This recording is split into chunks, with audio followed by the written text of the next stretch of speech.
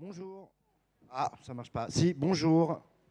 Bonjour. Je suis Fabrice Bousteau, le directeur des rédactions de Beaux-Arts Magazine et du Quotidien de l'Art.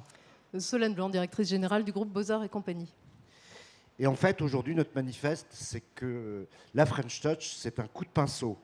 Dans le bâtiment, quand on pense coup de pinceau, on pense à quelque chose qui nettoie, rafistole légèrement. Mais dans l'art, qu'est-ce que c'est que le coup de pinceau? Le pinceau, c'est la touche originale, ce qui fait le style d'un artiste. Soulage, qui vient malheureusement de disparaître, avait même lui l'habitude de créer ses pinceaux lui-même. Et le coup de pinceau de Soulage, c'était ce noir qui, avec ce coup de pinceau, devenait une lumière. Et la French Touch, c'est un coup de pinceau qui balaie les idées reçues, un coup de pinceau qui donne un coup de jeune à l'ancien, qui crée des nouvelles formes, qui crée des nouvelles économies. Ouais, en fait, créer, c'est cela qui est au cœur de la French Touch. C'est créer des sons nouveaux, créer des images nouvelles, créer des... On ne sait pas. Donc, création artistique, création entrepreneuriale. Pour nous, la French Touch, c'est la réunion de ces deux mondes, l'art et l'économie, qu'on a tendance à dissocier, même à opposer. Et pour nous, c'est pourtant un même ferment qui les rejoint, ce qui est l'essence même de la French Touch, la création. Et dans l'art, le design, la mode, l'architecture, il y a trois caractéristiques, en fait, à mon avis, qui définissent ce que c'est qu'un grand artiste. Le premier, c'est d'avoir un style unique. Un coup de pinceau reconnaissable par tous, le bleu de Yves Klein, la trame en noir et blanc des gigantesques affiches de JR qu'on voit dans le monde entier, les photographies de Sophie Calle avec ces histoires un peu folles, le style, je la vois devant moi, unique de India Madhavi et tant d'autres. Et la création, la direction d'entreprise, c'est aussi une histoire de style. Toutes sortes de styles, hein, le style inimitable managérial d'un Xavier Niel, comme celui d'une Agnès B, qui déploie son génie aussi bien en tant que chef d'entreprise que comme une collectionneuse assez atypique. Et la deuxième caractéristique qui fait un grand artiste, c'est d'avoir inventé quelque chose qui n'existait pas. Imaginons, je veux dire, le choc que ça représente toujours aujourd'hui, plus d'un siècle après, comment Duchamp a réussi d'un objet le plus banal du monde, un urinoir, en faire un objet d'art. Et plus récemment, au milieu des années 2000, comment un artiste belge, avec les plus grands scientifiques, a réussi à faire quoi? Un intestin artificiel. Autrement dit, il a réussi à faire le premier intestin artificiel, ce qui est une véritable invention, et il a donné des bouchées de nourriture de Ducasse qui produisaient du caca. Et pour l'anecdote d'ailleurs, ce caca, il a vendu aux enchères son vrai caca et le caca de la machine artificielle, de l'intestin artificiel. Savez-vous qui a gagné? Eh bien, le caca inventé par l'artiste. Alors l'entrepreneur, dans un autre style, il invente, il défriche des nouveaux territoires, lui aussi, il ouvre des nouvelles portes. Voilà, et pour créer aussi les grands artistes, il y a une troisième caractéristique, eh bien, c'est l'affirmation, l'opiniâtreté. C'est-à-dire comment, en fait, on s'attache, on est certain quand on est un artiste qu'on a raison. Comment, pendant des années, l'électro s'est battu alors qu'on l'a considéré souvent comme entre guillemets, une sous-musique. Ou alors, un exemple plus récent, l'architecture qu'on appelle l'architecture contextuelle de Jean Nouvel. Au moment où, dans les années 2000, on parle de toutes les architectures les plus spectaculaires du monde et où il est de bon ton pour Zaha Hadid de répéter à peu près la même architecture, à Franck Gehry la même chose, qu'affirme Jean Nouvel, une architecture, elle doit être contextuelle, c'est-à-dire s'inspirer de la culture locale, de la géographie locale.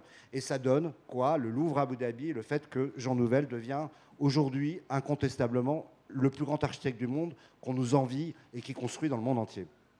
Oui, là tu parles d'audace, et évidemment l'audace il en faut à l'entrepreneur qui va ouvrir ses nouveaux territoires, dessiner une vision nouvelle, s'affranchir des idées reçues justement.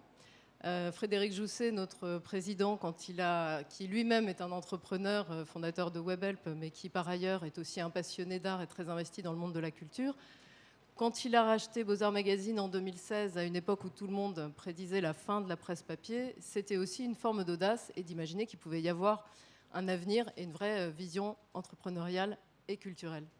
Toi, tu as fait à peu près la démarche. Ah, j'ai plus le micro, ça marche plus, on a coupé le son. Censure. Et alors, Et toi, tu as aussi fait un pas de côté puisque tu travaillais dans un des plus grands cabinets au monde de conseil et tu as cru à ce monde qui mélangeait effectivement ce monde qu'on aurait pu dire ancien mais qu'on se rend compte qu'il existe toujours, c'est-à-dire le monde de la presse et l'édition et le monde du futur, c'est-à-dire celui qui va conduire au métaverse. Ça marche, ça marche pas? Ça marche pas, on va échanger. C'est un vrai duo là. Oui, mais c'est vrai, j'ai tout de suite cru au potentiel de ce projet. Et puis, c'est aussi une vraie alchimie qui s'est créée tout de suite avec l'équipe. Mais d'ailleurs, toi aussi, tu as fait une certaine preuve d'audace le jour où tu avais rejoint Beaux-Arts Magazine, puisque finalement, tu ne venais pas de la presse, tu venais de l'ingénierie culturelle, tu étais aussi commissaire d'expo. Et donc, finalement, cette audace-là, c'est ce qui fait qu'en même temps qu'être directeur des rédactions, tu sais aussi impulser dans tous les nouveaux territoires qu'on est en train d'ouvrir ta créativité, ton inventivité. Je pense au monde du conseil et de l'ingénierie culturelle qu'on développe, au monde de la formation et jusque dans les salons professionnels, le CITEM et Museva qu'on opère. C'est toi qui vas aller regarder la scénographie, challenger l'esthétique et jusqu'à la signalétique. Donc c'est génial. Et tu as oublié de dire quelque chose. Et ça marche. Et ça marche. Et ça marche puisque, effectivement, la société, elle est passée de 25 à 100 personnes en un bref espace de temps. Et finalement, c'est une force de création économique et de création d'emplois. Alors, je ne sais pas si vous voyez où on veut en venir, mais où on veut en venir à un endroit très précis, c'est que dire qu'à notre avis, le meilleur de la French Touch, il surgit de la rencontre entre des acteurs économiques et des acteurs créatifs. Ils surgissent de la friction entre ces deux types d'acteurs et il faut les mélanger en permanence. Et dans une étude qui a fait beaucoup de bruit, que tu as réalisée lorsque tu étais d'ailleurs chez EY, tu as démontré que la culture était aussi une force sous-estimée dans l'économie. Oui, alors avec mon complice à l'époque, Marc Lermite, qui était en charge des études d'attractivité, on a travaillé sur ce premier panorama de l'économie des industries culturelles et créatives. Et ce qu'on a pu démontrer en prenant tous les secteurs culturels, c'est que la culture, évidemment, c'est une valeur totalement inestimable d'un point de vue immatériel. C'est un formidable vecteur de lien social, mais c'est aussi une force économique. Une force économique, la formule est restée. On avait dit à l'époque que la culture pèse plus que la voiture. Et c'est vrai, c'est plus de 2% de l'économie française. On a démontré les mêmes choses au niveau mondial, mais c'est très très vrai en France. Et encore d'ailleurs, à l'époque, on ne prenait même pas en compte la mode et la gastronomie. Donc si on mesurait toute la French Touch, ça irait encore plus loin. Et c'est aussi une force à l'international, c'est une force de rayonnement. On a pu voir aussi que dans les quelques années qui ont précédé le Covid, de 2013 à 2018, la part export des industries culturelles et créatives a été 2 fois plus importante que celle de l'économie française en moyenne. Et puis c'est aussi une force d'attractivité pour les territoires qui attire des touristes, qui attire des talents, qui attire des entreprises. C'est pour ça qu'encore une fois, notre manifeste, c'est que la French Touch qui réussit, c'est un coup de pinceau, c'est-à-dire une superposition de couches, une hybridation en fait de savoir et de culture, parfois de petits génies qui peuvent être mélangés, des chefs d'entreprise, des artistes, des designers, des architectes, des DJ, des graphistes, un ensemble de créateurs qui essayent d'inventer en nous hybridant. En fait, ce qu'on a envie de vous dire, c'est hybridons-nous ensemble, mélangeons-nous pour pouvoir mélanger nos savoirs, nos énergies. C'est comme ça, c'est presque chimique, que soudainement, on arrive à inventer un nouveau cocktail, une nouvelle couleur, une nouvelle œuvre. Et j'ai toujours été frappé d'ailleurs, depuis, j'allais dire tout petit, de le rapport qui existe depuis très longtemps entre les artistes et les chefs d'entreprise. C'est-à-dire qu'on oublie toujours de dire que Léonard de Vinci, c'était un des plus grands décorateurs, l'organisateur de fêtes absolument incroyable, un chef d'entreprise dingue et aussi un immense artiste. Et je me rends compte qu'il y a de plus en plus de chefs d'entreprise qui, entre guillemets, ont envie d'être des artistes, qui d'une certaine manière sont à leur manière des artistes. Oui, on peut citer... Et j'ai oublié un exemple aussi important de cette fusion dont je voulais parler, qui est le Centre Pompidou. Imaginez-vous, le Centre Pompidou, créé en 1974, il est né de qui? Il est né d'un très grand chef d'entreprise, en l'occurrence, il était président de la France, c'était Georges Pompidou. Il est né de la rencontre avec des commissaires d'exposition, des conservateurs, des architectes absolument jeunes et dingues, un ensemble d'éléments qui ont fait que le Centre Pompidou est devenu non pas un musée nouveau, mais un nouveau modèle d'équipement culturel où il y avait une hybridation de toutes les formes de culture possibles et imaginables, modèle qui est encore, en ce moment, en train d'être exporté par la France dans le monde entier et qui reste un modèle unique, et un modèle unique de création, d'hybridation et de fusion. En partant de l'entreprise, on peut citer LVMH, qui, s'il est aujourd'hui leader dans le monde du luxe, c'est évidemment par un génie entrepreneurial apporté par Bernard Arnault, lui-même pianiste émérite, mais aussi par celui d'un Murakami, d'un John Galliano et de tant d'autres créateurs.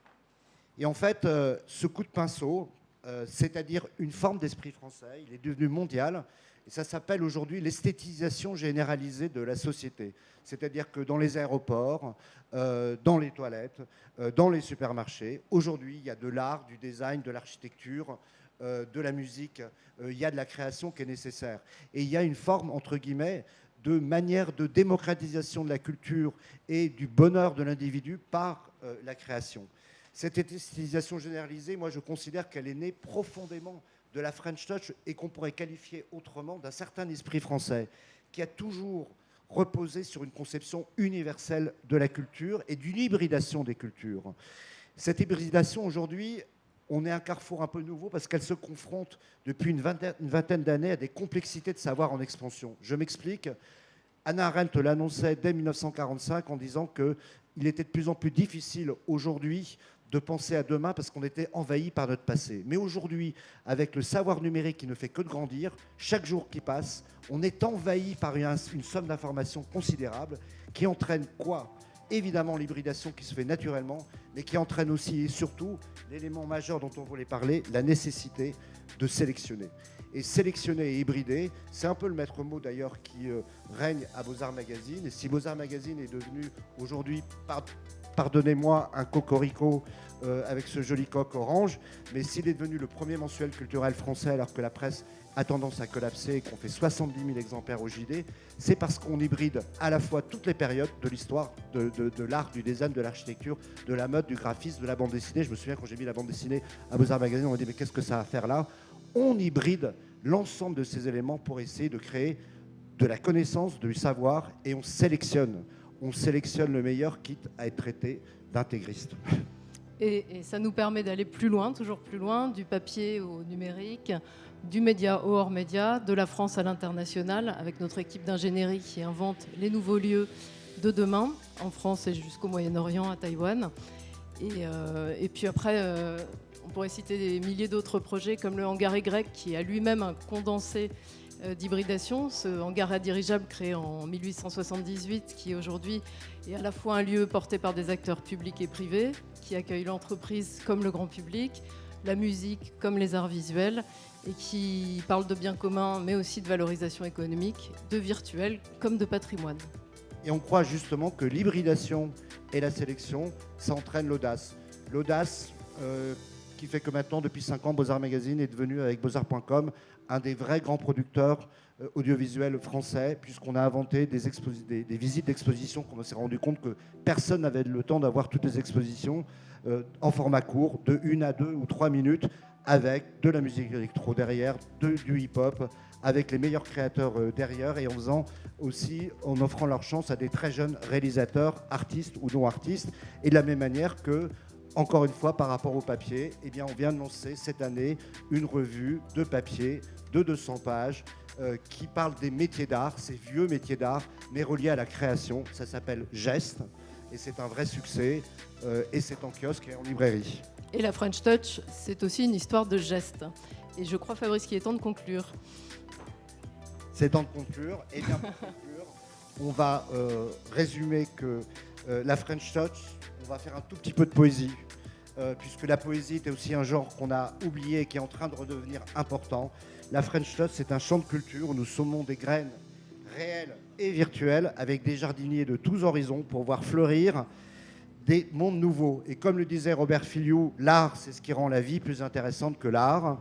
L'art, c'est ce qui rend la vie plus intéressante que l'art. Mais on va laisser quand même la conclusion, et ça sera la dernière phrase, à Pierre Soulages, en forme d'hommage, qui avait l'habitude de dire « C'est ce que je fais qui m'apprend ce que je cherche. C'est ce que je fais qui m'apprend ce que je cherche. » Alors allons-y, faisons, il y a tant de choses à trouver.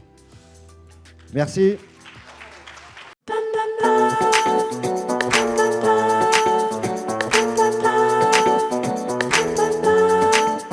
French touch.